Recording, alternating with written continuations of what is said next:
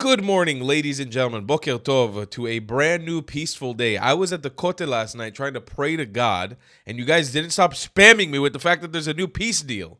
So that's what we're going to be talking about today. We're going to do a comprehensive video right now, breaking down the entire peace deal, all the details that my team could find for us to read and to explain to you guys, and I'll give you guys my thoughts. I am your sweet Zionist prince, Tall the Traveling Clad. You can get this merch, this shirt on thetravelingclad.com right now, and I highly suggest you do to represent your sweet Zionist prince tendencies or princess tendencies. We're gender equal here. So we'll start here with this tweet from Open Source Intel, who's going to break down the entire deal for us. We've got a bunch of clips to look at as well. It's exciting times, man. A lot of people were very hyped about this deal. I was sitting at the Western Wall waiting to start praying slichot, and people were spamming me like, have you seen? What do you think? And I was like, I don't want to see anything until I wake up in the morning. And I woke up a little groggy today because I got home at 3 in the morning. Okay, breaking. The White House has released President Trump's plan to redevelop Gaza following the peace with Israel. No one will be forced to leave Gaza. Okay, we know this has been a part of the deal for a while, the not forcing anyone to leave Gaza. It's always been, I think, from Trump's side, voluntary if they want to leave. Full text, key points per the White House. Let's see. Point number 1. Gaza will be de-radicalized, terror-free zone that does not pose a threat to its neighbors. I think that's probably Trump may have gotten a request from the Egyptians saying, if you're gonna help, maybe make sure they don't want to kill us also, because they fucking hate Egypt and Egypt hates them. If anybody was wondering, that's why no Gazans have been allowed into Egypt in the last 2 years. But we don't have to talk about that, right? There's a complete blockade on the Gaza border with Egypt. We don't need to talk about it. Number 2 is Gaza will be redeveloped for the benefit of the people of Gaza who have suffered more than enough. Okay. Number 3, if both sides agree to this proposal, the war will immediately end. Israeli forces will withdraw to the agreed upon line to prepare for a hostage release. During this time, all military operations will be suspended, and the battle lines will remain frozen until conditions are met for a complete withdrawal. 4, 72 hours of Israel publicly accepting this agreement. All hostages alive and deceased will be returned.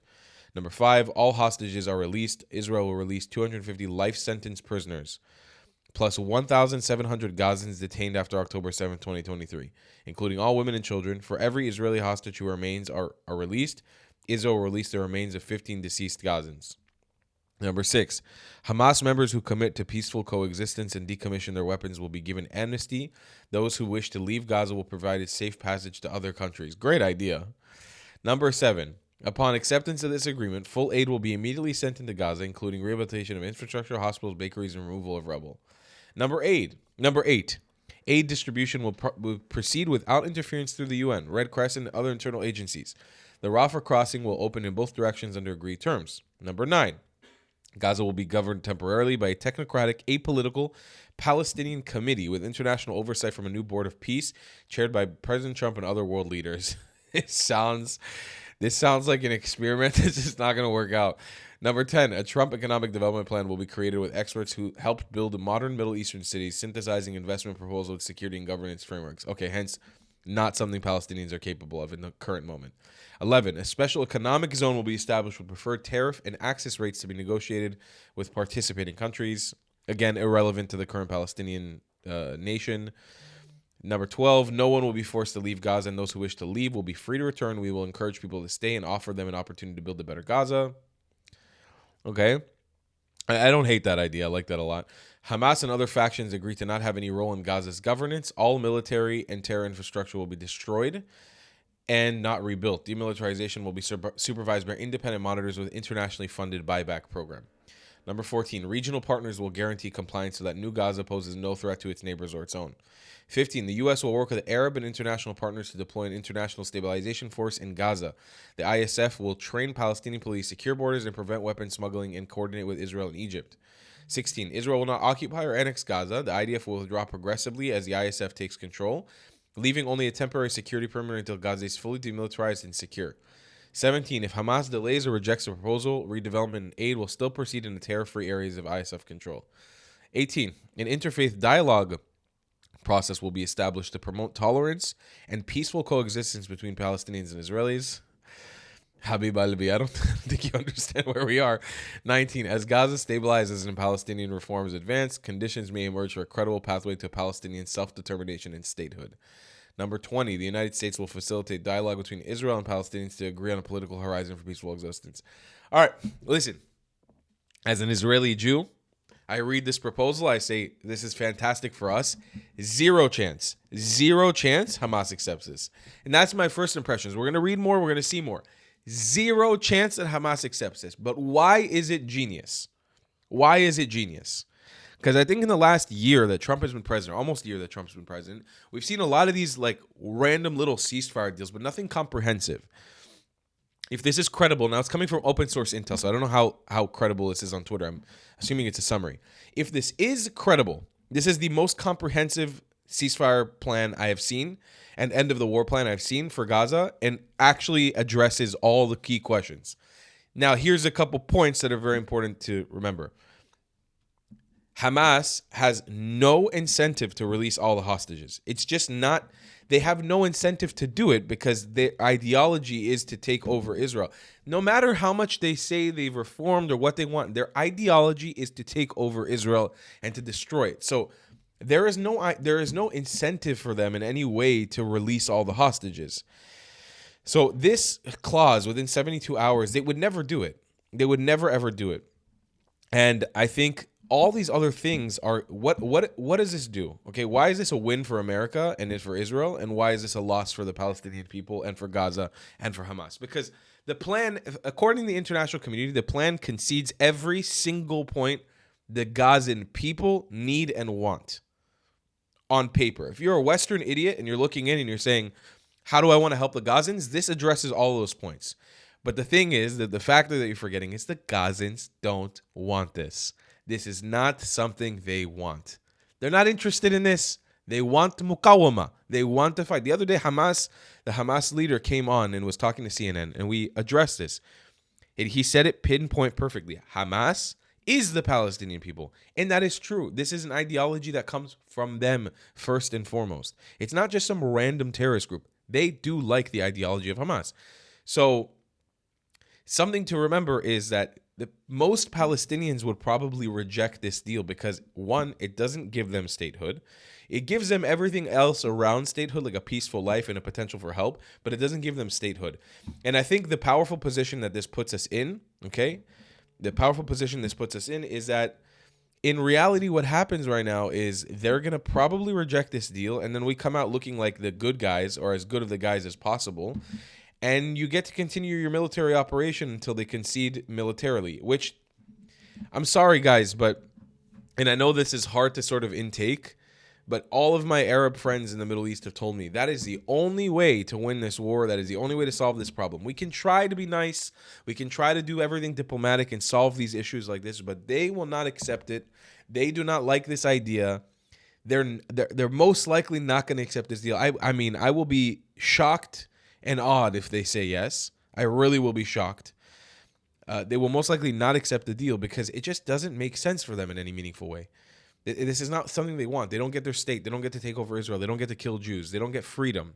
They're not going to have freedom under this deal. They're going to have everything around freedom, which is what they deserve at the moment because they're a radicalized society. They deserve everything around freedom but freedom. You got to build out of the hole that you're in. You're deep in a hole right now. You don't get to just jump out of the hole. You have to climb out of the hole slowly. And people are going to help you, but they don't want that. They've never wanted that. They could have had this a million times over. So I think now when they reject the deal, they spit in the face of Israel, which they're probably going to do, and in America, Trump's going to be like, fucking finish it. Do whatever the fuck you want. I'm mentally checked out. Trump's putting it all on the table right now. He's really willing to go the extra mile to make this happen. He's putting his reputation on the line too, and he wants that Nobel Peace Prize. Them canceling out on this deal is a real big whoopsie for them. I really think the Palestinians, their next moves are going to determine their future pretty heavily. And they don't have a track record of making the right decisions. I don't think they're going to make the right decision. All right, this is Amit Segel, who is going to give us some analysis. לממשלה הזאת היו 3 מטרות עיקריות. 1, החזרת כל החטופים. 2, סיום שלטון חמאס. ו3, השלטון שיש שם לא יהיה של הרשות הפלסטינית. 3 המטרות האלה מושגות בהסכם הזה.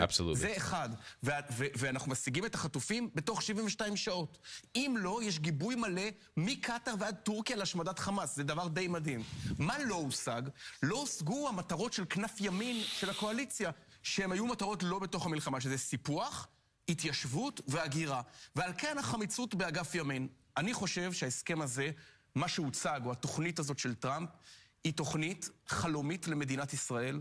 הלוואי שהיא תתממש במלואה, כי אז לא צריך יותר להילחם, אבל בהנחה סבירה שחמאס אותו חמאס, הים אותו ים והערבים אותם ערבים, אז ישראל נשארת בתוך רצועת עזה, בלי החטופים, כאשר יש את המשוואה הזאת של פירוז תמורת נסיגה, נשארת באותו ציר פילדלפי שעליו נפלו רבים מחיילינו לצערנו, נשארת בכל הפרימטר, וכאשר הרפורמות של הרשות הפלסטינית יושלמו, כולל הפסקת משכורות למחבלים ודברים אחרים, אז אולי ייפתח אופק חדש. איפה כן הסכנה מבחינה עקרונית, וכאן זה כן עומד בחזיתית ביחס לממשלת הימין על מלא.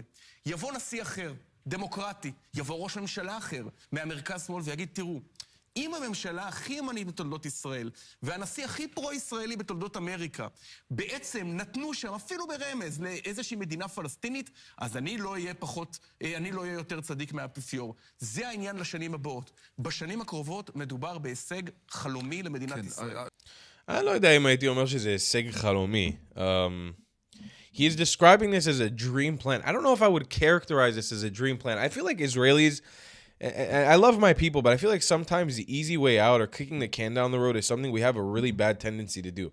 I don't know if I would characterize this plan as a dream plan in any way. First of all, very high chance they don't accept this deal. This deal is not in their favor in any way, shape, or form. And it's not a dream plan because what he's describing is an idea that, right, like we got Hamas in a catch-22. We offered them a plan. We offered them a chance to leave. The international community, Egypt, Turkey, whatever, they're coming together to say, hey, if you don't accept this Hamas, we're all going to be supporting the idea of your dismantlement. But what does that mean? It's just more posturing by the international community. The international community, for the most part, takes the stance that Hamas shouldn't be the government and shouldn't be holding hostages. The whole international community, even the most extreme Muslim countries, for the most part, take the stance that Hamas shouldn't be the government of Gaza, minus the IRGC and their proxies. 2 years, what has that done for us? It's done nothing. So that's why I wouldn't characterize that as a dream plan. The only people that are going to get us out of this mess is us. The only ones capable of doing it. We're the only ones that are going to be in there fighting. If it's not us physically dismantling Hamas, no pressure from Turkey, Qatar, Egypt, none of it is going to lead to any dismantlement of Hamas. That's our job. That's our duty. It's something that we need to do. So, and this isn't me criticizing Amit Seger too much. I'm just saying that I wouldn't characterize this as a dream. It's not a dream plan. It's absolutely not a dream plan. It's a plan that works in our favor, that a high chance that they're not going to accept because it doesn't make any sense for them in any meaningful way. It's an interesting plan. It's the most interesting plan that's ever been proposed so far in favor of Israel, for sure. Let's see. This is from Vizgrad 24. Trump says Netanyahu will have America's full support. Let's see. Everyone else has accepted it, but I have a feeling that we're going to have a positive answer. But if not, as you know, Bibi, you'd have our full backing to do what you would have to do. Everyone understands that the ultimate result must be the elimination of any danger posed in the region, and that danger is caused by Hamas. The tyranny of terror has to end, and this is, again, something that we're looking for. This is eternity. Everyone else has accepted it. Yeah, again, I mean, with this kind of rhetoric, and this isn't me criticizing, don't get me wrong. I'm not criticizing Trump or Netanyahu in this manner because this is the right course of action, but they're not going to, how, if you're, put yourself in the shoes of Hamas, put yourself in the shoes of the average Palestinian, how can you accept this kind of deal? How does it make any sense for you? And you know what, last night when I was leaving Jerusalem, I was also, because I follow a lot of Arab channels to try to read up on what's going on, especially in Arabic, and I see the reporting in Arabic, and I have it on Telegram, so it auto-translates, and I could see already all the propaganda wings of the IRGC, the Qatari ones, the Houthis, all saying how this is a terrible plan, this puts the Palestinians in danger, it doesn't do any justice. So, and I think the official stance from that side is going to be no. And if Hamas abides to what they say and is still getting money from Iran or the Islamic regime of Iran, it's most likely going to be a no. Again, I'm hopeful that something positive comes of this, but I don't see a lot of promise. I do see, again, this being a very smart move on the behest of Trump and Netanyahu, because it boxes Hamas into the bad guy officially, at least on a diplomatic sense. The rest of the world is still always going to support Hamas because they're fucking retarded. But at least on a governmental level, when they go to the UN, they're going to be like, listen, we put together the best fucking plan. They said no again. We got nothing else. There's no other solution to this. You can't stop the fighting. We got to secure it. And hopefully European countries and everybody else around the world will just shut the fuck up for a bit. I don't think they will, but let's see. Is this Trump saying hi to Netanyahu? Ready, face, forward, march. I hope so.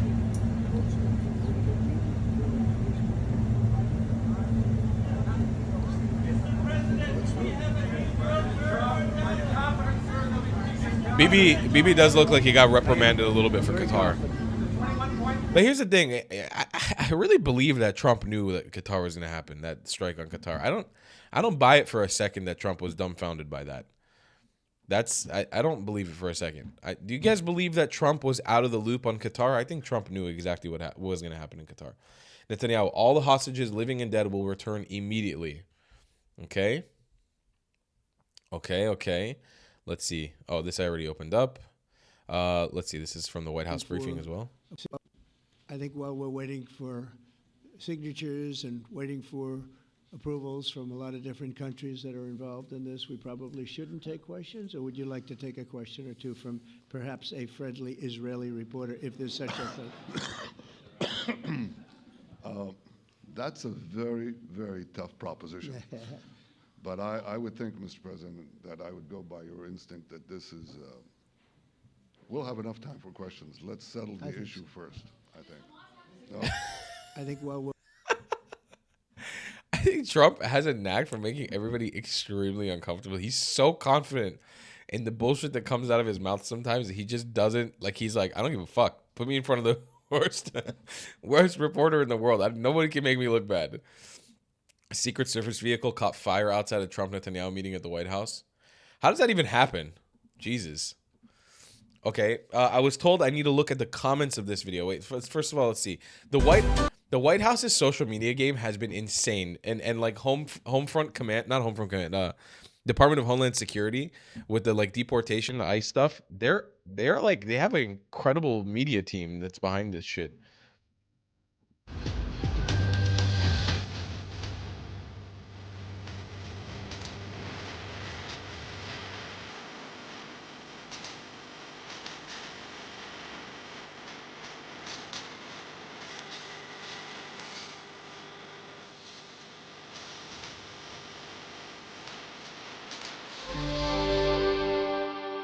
Okay, now let's see everyone turning on Trump here. Proud of this president and our ally.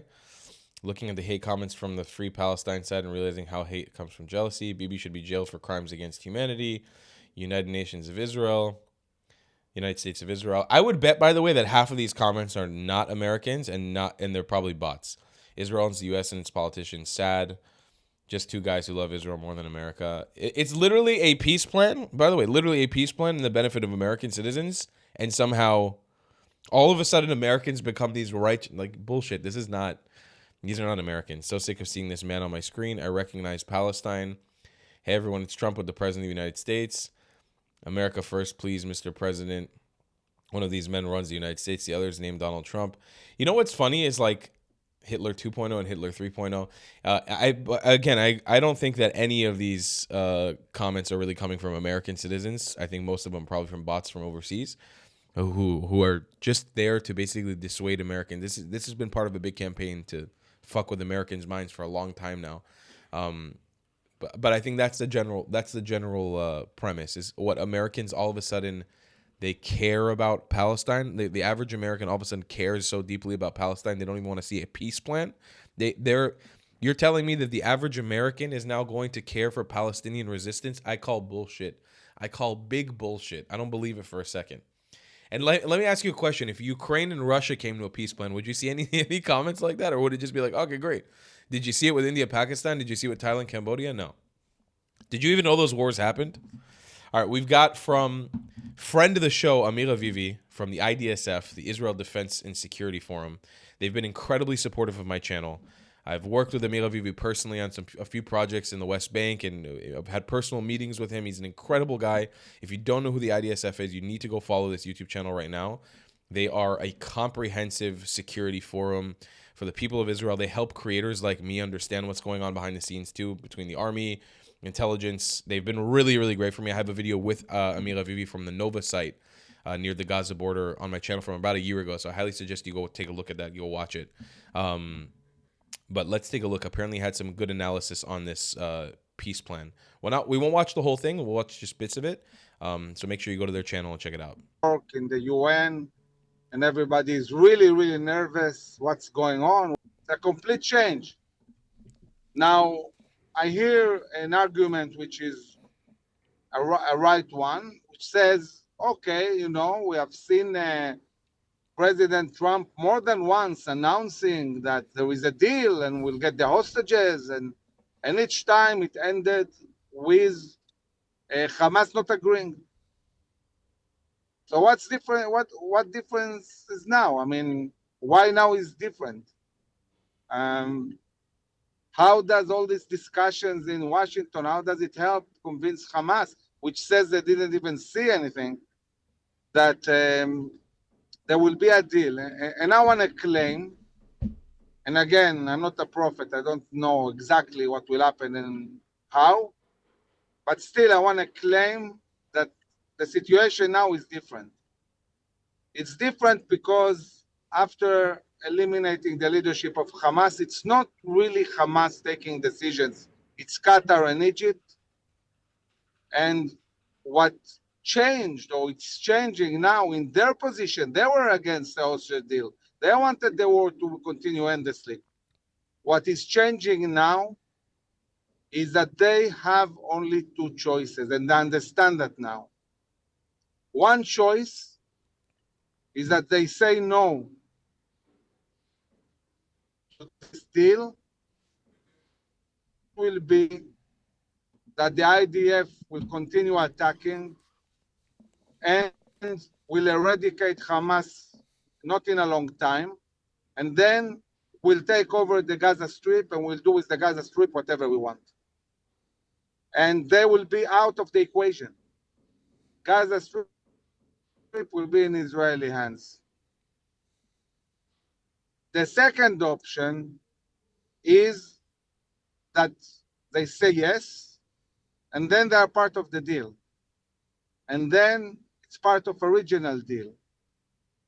And then they also save the remainings of Hamas, because if it's crystal clear that Hamas is going to be destroyed, now they're in a real dilemma. Because if they say no, that's it. There will be no other deal. Hamas will be destroyed completely.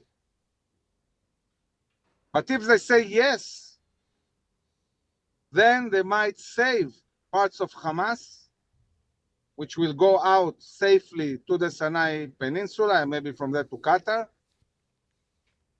And at least they will be involved in ways that will diminish the control of Israel over all of the Gaza Strip, a full control of the Gaza Strip. I hate to do this because I really like Amir Avivi and I really appreciate everything he says and does, but I have some disagreements.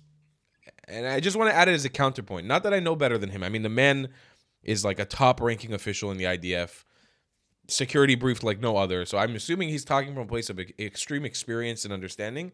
I just want to add another counter perspective from my end. One, I don't think or believe that Qatar or Egypt think that whatever is remaining of Hamas is very much important. If I'm being honest with you, I think that they're willing to just... And I don't know how much I agree with the fact that Qatar and Egypt are in control right now. I do think there's a big element of Hamas and the Palestinian people that is way more in control, and I'll tell you why. I think Qatar and Egypt are looking out for their own asses. I think Qatar, the one benefit of that military strike that happened on Qatar is that citizens of Qatar had to deal with sirens. Now, Israel, our population, for everybody who calls us the Pampers Army and scared, we've been running from rockets for 2 years nonstop. Happens almost every single day, sometimes at 3 in the morning like it did the other night. And besides that, this has been going on for 77 years in this country. The people of Qatar have not had to deal with that. Go put the people of Qatar through 6 months of sirens every week. You think they're not going to revolt against their leaders? You tell me real quick. You think the Qatari people have the gumption to deal with sirens? Hell no. These people are busy having lions and driving their Lamborghinis around. Imagine if some rich emir's Lamborghini gets blown up by a rocket from Israel. Qatar's not going to fight us. They can't fight a war with us. So they're just going to have to take it up the ass. So I believe that more than anything, Qatar's looking out for its own ass. It's scared. It's like, I don't want to fucking deal with rockets coming down on my land. I got to figure out a way out of this quickly so Israel doesn't keep launching rockets at us. Because Israel can also be unhinged, Trump or no Trump. Like, Trump will make sure we don't fire at Qatar, but that's not a surefire guarantee you're not going to get hit. If it happened once, it could happen again. You don't want to tit for tat with Israel. Look what happened to Iran. Qatar is way smaller. Not going to work out in your favor, Qatar. So I think there's way more of an incentive there.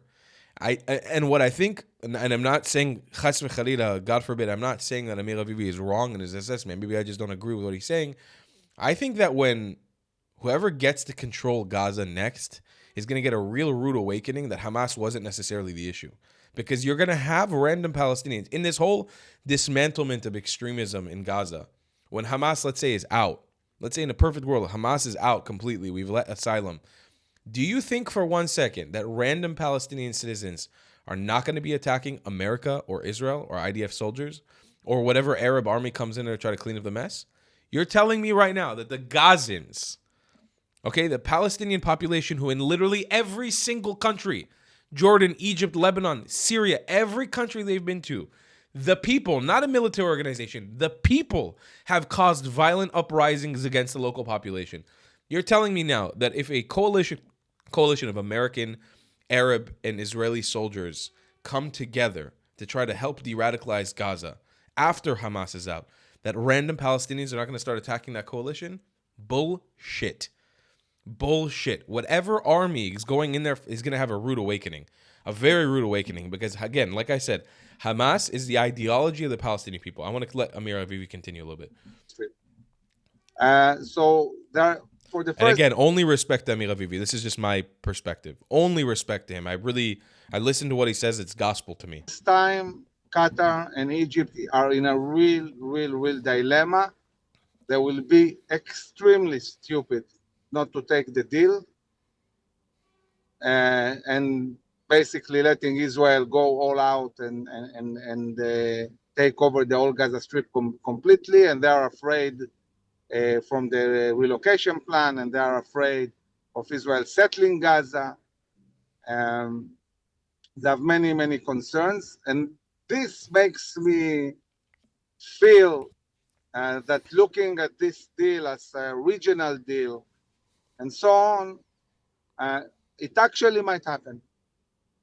And if not, okay, so it will take a month or two more, and it will happen anyway, one way or another. By the end of the year, this war will be won decisively. Now the question is how it's going to happen, and President Trump is giving them a chance to do it differently and connect it also to a regional peace agreement. You know what I love about Amir Avivi? He's been saying those words. He even said it on my YouTube channel when I interviewed him. I interviewed him face-to-face, like I said, in the Nova site. He said, "We will win this war decisively." Now, again, I think that that's probably true, but that's also one of the reasons why I disagree that in any meaningful way they can accept this deal, because they're basically accepting defeat. And they can't, as we talked about on this channel ad nauseum, Arabs do not admit defeat. Doesn't matter what Arab you are, what part of the Arab world you're from, you do not admit defeat. It is not capable in the Arab world to do something like that. It goes against the core premise of being an Arab. So just by that alone, there's no chance that they accept this deal. But also, this deal doesn't make any sense for them. It doesn't make any sense for them. I can't see a reality where they accept this deal. It makes all the sense in the world for Israel. It doesn't make any sense in the world for the Arabs. I will see you guys in the next one. Go be a Zionist prince or a Zionist princess by getting the merch on thetravelingcloud.com, and I'll see you in the next one. I love you. Long time. Goodbye, clats. Have you struggled with repping your Zionism in style? Well, boy, do I have a solution for you. Head to thetravelingcloud.com and become a sweet Zionist prince or princess today, or maybe even let the world know you're a white colonizer with matching hat. Tell the comments section you were thrown out of 109 countries by joining the 109 Club with a matching hat. They say it was promised to you 2,000 years ago. Double down and grab a shirt that was promised to you 3,000 years ago with a matching hat. Ever dreamed of Zionizing like me? Do it with a matching hat, damn it! Show off your Iraqi pride by being someone's Baghdadi, or showing them you were made in Iraq with a matching hat. It's time to laugh in the face of those who attack us, wear their hate with pride, and you become untouchable. TheTravelingClad.com. We got mugs, stickers, shirts, hoodies, and so much more. Go grab yourself something nice, Habibis and Habibtis. You deserve it. If you don't want to buy any merchandise, the best way to support me is by donating on Buy Me a Coffee, my PayPal, or becoming a member on my Patreon. Your support is very much needed and very much appreciated. Thank you.